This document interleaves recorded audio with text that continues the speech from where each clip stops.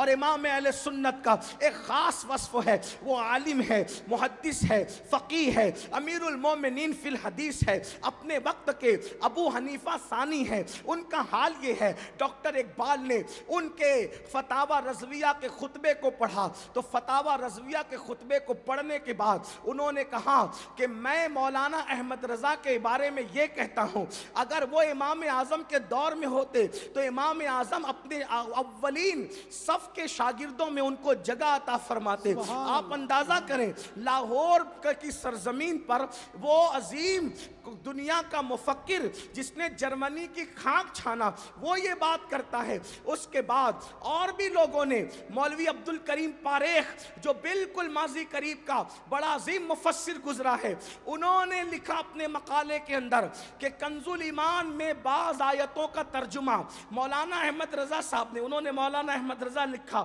اس لیے میں اسی کو نقل کر رہا ہوں۔ مولانا عبد الکریم پاریخ لکھتے ہیں کیا کہ کنز الایمان میں بعض آیتوں کا ترجمہ مولانا احمد رضا نے اتنے خوبصورت اور جچے تلے الفاظ میں کیا ہے کہ مجھے یوں لگتا ہے کہ اگر قرآن عربی کی بجائے اردو زبان میں نازل ہوتا تو اس کی شکل وہی ہوتی جو مولانا نے ترجمہ کیا ہے۔ عبد الکریم پاریخ نے یہ بات کہی ہے، ہم ذمہ دار نہیں، ہم صرف نقل کر رہے ہیں۔ اللہ اکبر، اندازہ فرمائے۔ اور اگر ایک بات آپ کو کہوں بلس ترجمے کے حوالے سے تو بات عرض کروں، اہل علم موجود ہے، دیکھو کس طرح شان الوہیت، شان رسالت کا دفاع کیا، لوگوں نے قرآن کی آیت کا ترجمہ کیا۔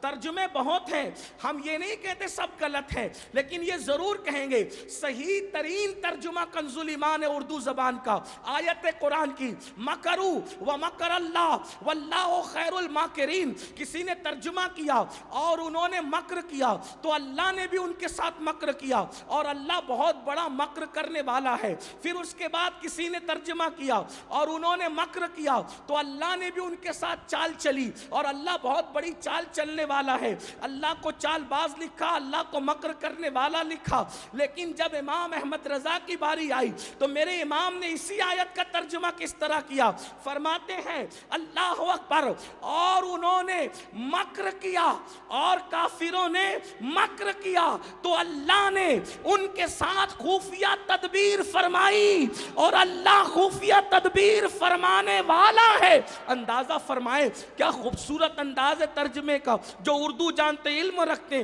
انہیں پتا ہے کہ مکر اور خفیہ تدبیر ان دونوں کے درمیان فرق کیا ہے۔ یہ امام احمد رضا ہے تو وہ عظیم محدث بھی ہیں، مفسر بھی ہیں، عالم بھی ہیں، محدث بھی ہیں، شاعر بھی ہیں، لیکن ان کا سب سے بڑا وصف یہ ہے کہ وہ اپنے زمانے کے بہت بڑے عاشق رسول ہیں۔ انہوں نے محبت رسول کا وہ عظیم سوتا، اللہ اکبر، جو ان کے سینے میں اللہ اللہ پھوٹتا تھا اور عشق رسول کی شمع جو ان کے دل میں روشن تھی، انہوں نے ہر دل میں اس شمع کو جلانے کی کوشش کی۔ اللہ اکبر، وہ واہ کہتے تو بھی کسی اور کے نام پہ نہیں کہتے، وہ آہ کہتے تو بھی کسی اور کے نام پہ نہیں کہتے۔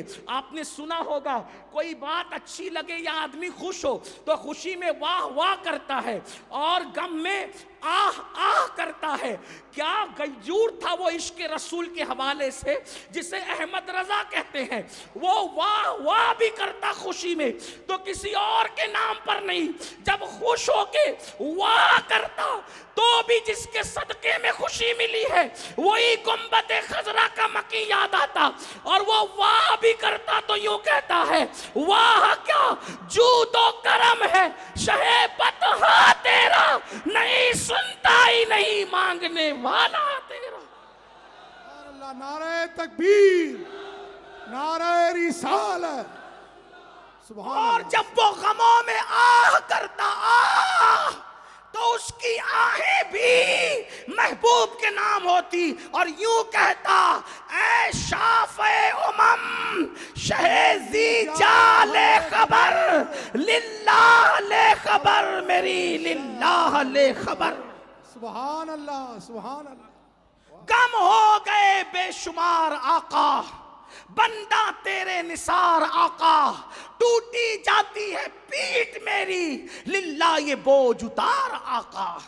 یعنی وہ آہیں کرے تو بھی نبی کے نام پہ، وہ واہ کرے تو بھی نبی کے نام پہ، گھر میں میت ہو جائے میت تو بھی وہ مرثیہ نہ لکھے، بھائی کی موت پر بھی قلم اٹھائے تو مرثیہ لکھنے کی بجائے نبی کی نعت ہی لکھے۔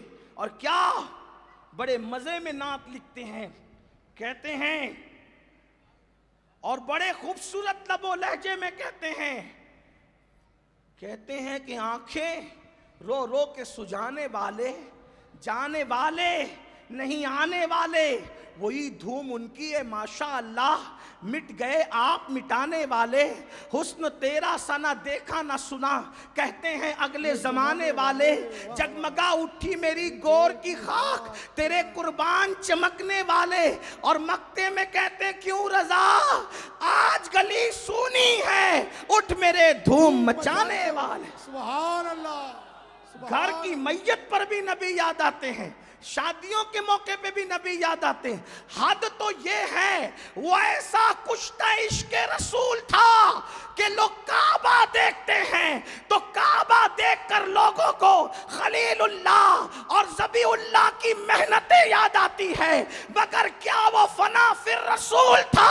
اس کی نگاہ کعبے پہ پڑتی ہے تو اپنا محبوب ہی یاد آیا، اور محبوب کے پردے میں پھر ان کی محنتیں یاد آئی۔ کہتے ہیں ہوتے کہاں خلیلو بنا کعبہ منا، لولاک والے صاحبی سب تیرے گھر کی ہے۔ اور وہ جب مسلک بیان کرتا ہے تو اپنے سودا گران محلے کا مسلک نہیں بیان کرتا کہ میرے مولانا نے یہ کہا اور میرے فلاں نے یہ کہا، جب وہ مسلک بیان کرتا ہے تو بھی مسلک صحابہ سے بیان کرتا ہے، اور کس شان سے اہل بیت کو بھی نہیں چھوڑتا اور صحابہ کو بھی نہیں چھوڑتا، اہل بیت اور صحابہ کے دریا کا وہ عظیم سنگم پیش کرتا ہے۔ مسلک کیا ہے؟ مسلک یہ ہے سب کچھ رسول ہیں، سب کچھ رسول ہیں، سب کچھ رسول ہیں، سب کچھ رسول ہیں، اللہ کے بعد جو کچھ ہیں وہ سب کچھ رسول ہیں، بعد از خدا بزرگ تو یہ قصہ مختصر۔ لیکن یہ مسلک لیا کہاں سے؟ سب کچھ رسول ہیں۔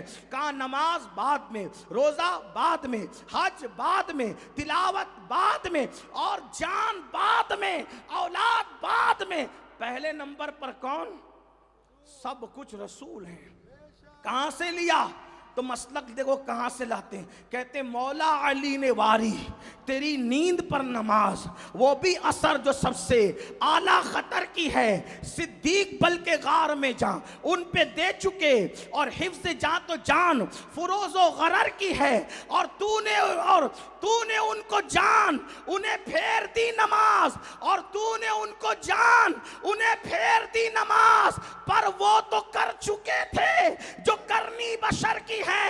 علی نے عصر کی نماز نبی کی نیند پہ قربان کی، صدیق نے جان قربان کی، لیکن یا رسول اللہ آپ کسی کا احسان کب رکھتے؟ جس نے نماز قربان کی اس کی قضا ہونے نہیں دی، اس کی ادا کروا دی۔ جس نے جان قربان کی جان جانے نہیں دی، اس کو جان عطا کر دی، مگر امتحان میں دونوں تو کامیاب ہو گئے۔ مسئلہ کیا اخذ ہوا؟ کہتے ہیں تو نے ان کو جان انہیں پھیر دی نماز، پر وہ تو کر چکے تھے جو کرنی بشر کی ہے۔ اب مسلک اہل سنت اس سے نکلتا ہے، ثابت ہوا کہ جملہ فرائض فروض ہے، اصل الاصول بندگی استاجور کی ہے۔ سبحان اللہ، سبحان اللہ۔ یہ امام احمد رضا ہے۔ علم حدیث پر جو گفتگو کرے اس جیسا محدث 14ویں صدی میں نظر نہیں آتا، فقہ پر کلام کرے اس جیسا فقی نظر نہیں آتا۔ میں ان پہ کیا گفتگو کروں، وقت جو ہے مجھے تنگ دامنی کی شکایت کرتے ہوئے اپنی طرف کھینچتا ہے، اور 1 گھنٹے کا وقت میرا پورا ہوتا ہے، لیکن بات سمجھتے ہوئے ایک بات عرض کر کے اگلے عنوان کی طرف بڑھتے ہیں۔ ایک بات آپ سے کہوں، وہ کیسا کشتہ عشق رسول تھا۔ سب سے مشکل زبان فقہ کی زبان ہے، کیونکہ یہ قانون کی زبان، یہ کیا ہے؟ قانون کی زبان مشکل زبان ہوتی۔ آپ بھی دیکھیں جو لوگ LLB کرتے ہیں، جو لاء پڑھتے ہیں، قانون پڑھتے ہیں، قانون میں یہ دفعہ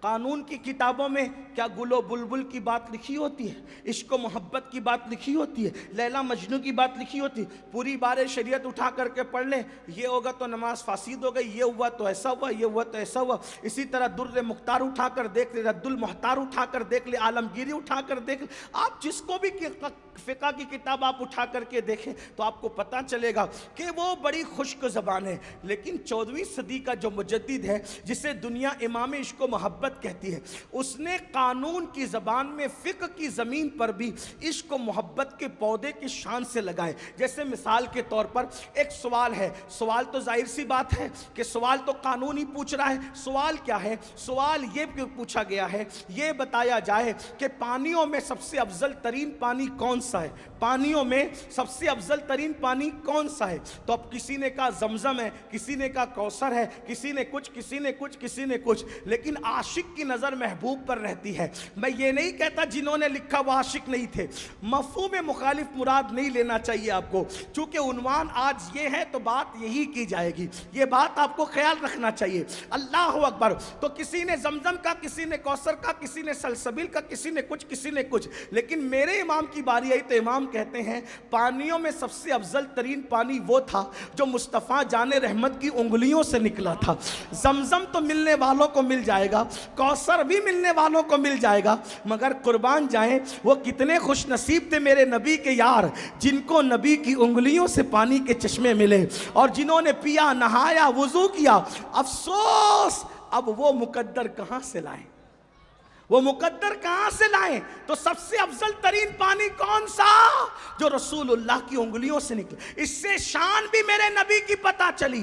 جب قوم موسیٰ پیاسی ہوتی ہے تو پتھر پہ عصا مار کر کے پانی کے چشمے جاری کیے جاتے ہیں، اور جب اصحاب مصطفیٰ پیاسے ہوتے ہیں تو نہ پتھر کی ضرورت ہے، نہ عصا کی ضرورت ہے، انگلیوں سے پانی کے چشمے جاری ہو جاتے ہیں. اسی لیے کہتے ہیں انگلیاں ہیں فیض پر، ٹوٹے پیاسے جھوم کر، ندیاں پنجاب رحمت کی ہے جاری. واہ واہ. یہ امام اہل سنت ہے. تو انہوں نے عشق کے، آج ہم اگر انگوٹھا چومیں تو لوگ ہمیں کچھ کہیں نہ کہیں، یہ ضرور تانا دیتے ہیں کہ یہ لوگ بریلوی ہیں، ہے نا؟ سبحان اللہ. اگر ہم مدینہ منورہ کی طرف رک کر کے سلام پڑھیں تو لوگ ہمیں یہ تانا ضرور دیتے ہیں کہ یہ بریلوی ہے. اگر ہم مزار پہ چادر لے کر کے جائیں، اگرچہ چادر لے جانے والے یہ تک کہہ دے کہ نہیں ہم نہیں مانتے احمد رضا کو، پھر بھی لوگ کہتے ہیں کہ تو چادر لے جا رہا ہے مگر تو ہے بریلوی. حالانکہ ہم اہل سنت ہیں، بے شک، بے شک. ہم اہل سنت ہیں، لیکن دشمن ہمیں چڑھانے کے لیے کہتا ہے. لیکن اگر وہ چڑھانے کے لیے کہتا ہے تو ہم اس پر چڑھتے نہیں ہیں، اس لیے کہ چڑ اس بات پر آتی ہے جس میں عیب ہوتا ہے، ہائے ہائے ہائے ہائے. جس میں عیب ہوتا ہے. لیکن حالانکہ ہم صرف اہل سنت ہے، بے شک. ہماری پہچان پوری دنیا میں اہل سنت ہے. اور الحمدللہ ہم اپنے آپ کو اولین سنی ہی کہتے ہیں. جب حضور تاج الشریعہ بدر الطریقہ علامہ اختر رضا خان صاحب کی بلا ازہری میاں کو، جو اپنے دور کے فقیہ فقید المثال تھے، ان کو جب ایک ملک کی حکومت نے پکڑا اور پکڑ کر کہا کہ تم بریلوی ہو، تو آپ نے فرمایا بریلوی کوئی مسلک نہیں، ہم اہل سنت و جماعت ہیں. آپ نے یہ فرمایا. آپ کا پورا وہ عروضات چھپی ہوئی ہے. آپ نے فرمایا لیکن 12 لوگ ہمیں چڑھانے کے لیے کہتے ہیں، ان کا اپنا مزاج ہے، مگر ہم اس پر چڑھتے نہیں. ہم کہتے چلیں خوش ہو جائے، اگر آپ ہمیں بریلوی کہتے ہیں خوش ہو جائیں، ہمیں کوئی چڑھ نہیں. کیوں؟ اس لیے کہ اگر ایک نبی کے عاشق کے شہر کی طرف ہمیں منسوب کیا جا رہا ہے تو یہ ہمارے لیے عیب کی بات نہیں، ورنہ ہماری حقیقت تو اہل سنت ہی ہے، اور ہمارا پہلا تعارف یہی کہ ہم اہل سنت. لیکن لوگ ہمیں کہتے تو ضرور ہے نا. کیوں؟ آخر آپ سے پوچھنا چاہتا ہوں کیوں؟ اس لیے کہ اس عاشق رسول نے عشق رسول کا مجسم بن کر اتنی محنت کی، اتنی محنت کی، اتنی محنت کی کہ آج پوری دنیا کے اندر ان کا لکھا ہوا سلام، مصطفیٰ جان رحمت پہ لاکھوں سلام، کم و بیش ہر مسجد سے پیش کیا جا رہا ہے. اللہ اکبر. لوگ یا نبی سلام علیک پر چڑھتے تھے کہ ایک بار سنی سلام کیوں پڑھتا ہے. میرے امام نے جواب کتنا خوبصورت دیا، تو ایک سلام پہ چڑھتا ہے، ہم ایک زبان میں لاکھوں لاکھ پیش کریں گے. مصطفیٰ جان رحمت پہ لاکھوں سلام، شمع بزم ہدایت پہ لاکھوں سلام۔ ایک مولوی صاحب مر گئے، وہ بار بار کہتے تھے دیکھو دیکھو دیکھو کتنے جھوٹے ہیں یہ سنی لوگ، کہ ایک بار سلام پیش کرتے ہیں اور کہتے ہیں لاکھوں سلام لاکھوں سلام۔ جھوٹ ہے کہ نہیں نبی کی بارگاہ میں؟ تو ان کا مجمع کہتا تھا جھوٹ ہے جھوٹ ہے۔ ایک بار مالیگاؤں آ کے انہوں نے کہہ دیا کہ سنی جھوٹ بولتا ہے نبی کی بارگاہ میں۔ میں نے کہا اگر یہ جھوٹ ہے تو آپ سے ہم پوچھتے ہیں، ابھی تو تھوڑی دیر پہلے آپ مجمع دیکھ کے کہہ رہے تھے کہ اللہ کا لاکھ لاکھ شکر ہے کہ اللہ نے اتنا بڑا مجمع میرے جلسے میں بھیج دیا۔ تو جب تو ایک زبان میں اللہ کا لاکھ لاکھ شکر ادا کر سکتا ہے تو ایک زبان میں میں نبی پر لاکھوں سلام کیوں نہیں پڑھ سکتا؟ سبحان اللہ سبحان اللہ۔ اور اگر لاکھوں سلام بول کے ہم جھوٹے ہیں تو ہم تو نبی کی بارگاہ میں تمہارے قول کے مطابق جھوٹ بول رہے ہیں۔ تم سے بڑا جھوٹا کون ہے مولوی صاحب؟ تم تو عالم الغیب والشہادہ کی بارگاہ میں جھوٹ بول رہے ہو۔ یہ تو الزامی جواب ہے، لیکن بات یہ ہے کہ جب لاکھ لاکھ شکر ایک زبان میں ادا ہو سکتا ہے اور اللہ کے یہاں کوئی حساب و کتاب نہیں ہے، اگر تو لاکھوں سلام کہے تو پھر تیرے لیے لاکھوں جواب بھی ہے، لاکھوں رحمتیں بھی ہے۔ اور انہوں نے جب درود لکھا تو پھر ایک دو پر کیا جو ہے وہ اکتفا نہیں کیا، بلکہ کہا کعبے کے بدرالدجا تم پہ کروڑوں نہیں، اسی کو احمد رضا کہتے ہیں۔ میں طالب علم ہوں، کوئی محقق نہیں، لیکن کروڑوں نہیں، کعبے کے بدرالدجا تم پہ کروڑوں، کروڑوں میں اور کروڑوں میں فرق ہے۔ کعبے کے بدرالدجا تم پہ کروڑوں درود، طیبہ کے شمس الدہا تم پہ کروڑوں درود، شافع روز جزا تم پہ کروڑوں درود، دافع جملہ بلا تم پہ کروڑوں درود، ذات ہوئی انتخاب، وصف ہوئے لاجواب، نام ہوا مصطفیٰ تم پہ کروڑوں درود، خلق کے حاکم ہو تم، رزق کے قاسم ہو تم سے ملا جو ملا تم پہ کروڑوں درود، شافی و نافی ہو تم، کافی و وافی ہو تم، درد کو کر دو دوا۔ سبحان اللہ سبحان۔ اس کو کہتے ہیں احمد رضا، درد کی کر دو دوا نہیں، درد کو کر دو، درد کی کر دو دوا نہیں۔ اگر میں لکھنؤ اور دلی میں یہ قصیدہ پڑھتا تو جیسے پہلی بار سننے والے شاعر حیران رہ گئے۔ لوگ ضرور میری بات سمجھتے کیونکہ وہاں کے لوگ اردو زیادہ سمجھتے، لیکن راجستھان والوں میں اعلیٰ حضرت کے شعر کی کوئی بے ادبی نہیں کر رہا ہوں، اگر آپ اردو نہیں سمجھتے لیکن عشق کی زبان ضرور سمجھتے ہیں۔ میں یہ سودا وہاں لے کر کے بیٹھا ہوں جہاں عشاق کی محفل ہے، توجہ ہے، کیا کہا؟ درد کی کر دو دوا نہیں، کیونکہ اگر درد کی دوا کی جائے تو کبھی شفا ملتی ہے کبھی نہیں ملتی۔ بے شمار درد کی دوا ہوتی ہے کہ نہیں ہوتی ہے کہ نہیں ہوتی ہے کہ نہیں ہوتی؟ آپ نے دوا لی، بیماری بڑھ گئی، صحیح ہے، کبھی شفا نہیں ہوئی، لیکن احمد رضا کا اپنے نبی پہ یقین کتنا ہے؟ کیا کہتے ہیں؟ درد کی کر دو دوا، درد کو، یا رسول اللہ آپ تو ایسے شافی و نافع ہو، آپ کو دوا کی ضرورت نہیں ہے، آپ میرے درد کو خود ہی دوا بنا دیجئے۔ جب درد دوا بن جائے گا تو درد رہے گا کہاں؟ جب زہر خود تریاک ہو گیا تو اس سے مرے گا کوئی کیسے؟ وہ کہتے شافی ہو نافی ہو تم، کافی ہو وافی ہو تم، درد کو کر دو دوا، تم پہ کروڑوں درود۔ اور ایک مقام پر کہتے ہیں اللہ اللہ جب لوگ ستاتے کہتے ایک طرف آدائے دی ایک طرف ہے حاسدی، بندہ ہے تنہا شاہ تم پہ کروڑوں درود۔ اور پھر سب کہتے ہوئے کہتے ہیں اس پر کچھ نہیں چاہیے، کہتے ہیں جو کچھ کیا ہے اس سے ایک چیز طلب کرتا ہوں، کام وہ لے لیجئے تم کو جو راضی کرے، ٹھیک ہو نام رضا تم پہ کروڑوں درود۔ وہ اللہ اکبر، اس طرح عشق کے پودے ہمارے دلوں کی کھیتیوں میں بو گئے، عشق رسول کا چراغ ہمارے دلوں میں جلا گئے، ہمارے دلوں میں روشن کر گئے۔ آپ کوئی اعتراض دور حاضر کا ہو، اگر آپ اس کو ڈھونڈنا چاہتے ہیں رسائل اعلیٰ حضرت میں ڈھونڈے، فتاوی رضویہ میں ڈھونڈے، آپ کو مل جائے گا۔ بس ایک دو بات اور عرض کرتا ہوں پھر اپنے دوسرے عنوان کی طرف آتا ہوں۔ پھر بات یاد آ گئی، آج کل ہمارے کچھ احباب علم کی کمی کی وجہ سے سوچتے ہیں یا اللہ یہ احمد، کچھ لوگ اپنے لوگ بھی ان سے ناراض ہیں، کچھ اپنے بھی ناراض ہیں، دوسرے تو ناراض ہیں۔ اپنے کیوں ناراض ہیں؟ کیونکہ انہوں نے پروپیگنڈا سنا، انہوں نے اعلیٰ حضرت کو پڑھا نہیں۔ میں ادب کے ساتھ راجستھان والوں تم سے کہتا ہوں، ایک بار احمد رضا کو پڑھ کے دیکھو، اعلیٰ حضرت کو پڑھ کے دیکھو۔ جیسے کچھ لوگ یہ سمجھتے ہیں وہ خانقاہوں کے مخالف تھے، وہ خانقاہوں کے مخالف تھے، خانقاہی رسوم و رواج کے مخالف، خاص طور پہ سلسلہ چشتیہ کے مخالف تھے۔ میں نے کہا سلسلہ چشتیہ کی کیا مخالفت کی؟ وہ کہا غریب نواز کی شان میں کچھ نہیں لکھا۔ میں نے کہا اگر لکھنا ہی ضروری ہے تو آپ سے پوچھنا چاہتا ہوں، آپ نے کتنے بزرگوں کے بارے میں لکھا وہ بتاؤ۔ اگر کسی کا عشق لکھنے ہی سے ظاہر ہوتا ہے تو آپ نے کتنا لکھا؟ چلیں بات چھوڑیے، لیکن انہوں نے لکھا، ضرور لکھا۔ کیا لکھا؟ وہ کسی نے نہیں لکھا۔ 14ویں صدی میں جو انہوں نے لکھا، آپ فرماتے ہیں اجمیر اجمیر نہ کہا کرو۔ دیکھو ذرا، یہ تو خارجیوں کے نشیمن پہ بجلی گرا رہے ہیں، کہتے ہیں اجمیر اجمیر نہ کہا کرو۔ اگر کوئی سنی صحیح العقیدہ غفلت میں اجمیر اجمیر کہتا ہے، غفلت میں، وہ محروم ہے، محروم۔ اجمیر نہ کہا کرے بلکہ اجمیر شریف کہا کرے۔ دیکھو کیا لکھ رہے ہیں، توجہ تو کریں، کیا لکھ رہے ہیں؟ غفلت میں بھی اجمیر اجمیر نہ کہو، اجمیر شریف کہو، کیونکہ وہاں نبی کا بیٹا آرام کر رہا ہے۔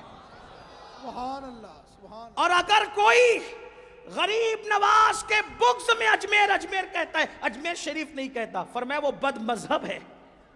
بغض غریب نواز میں اجمیر کہے تو بد مذہب ہے، اور سنی غفلت میں کہیں کم سے کم محروم ہے۔ اور پھر لکھتے ہیں احسن الویا لآداب الدعاء کا جو ہے وہ اللہ اکبر، اس کی جو ہے وہ اس کا حاشیہ لکھتے ہوئے امام المتکلمین مولانا نقی علی خان کی کتاب پر حاشیہ لکھتے ہوئے لکھتے ہیں کہ ہندوستان میں ایک آستانہ ایسا ہے کہ جہاں دعا کرنے والے کو نہیں دیکھا جاتا، ہر ایک کی دعا قبول ہو جاتی ہے۔ وہ آستانہ سلطان الہند معین ملت والدین سرکار غریب نواز کا آستانہ ہے۔ سبحان اللہ، یہ لکھا۔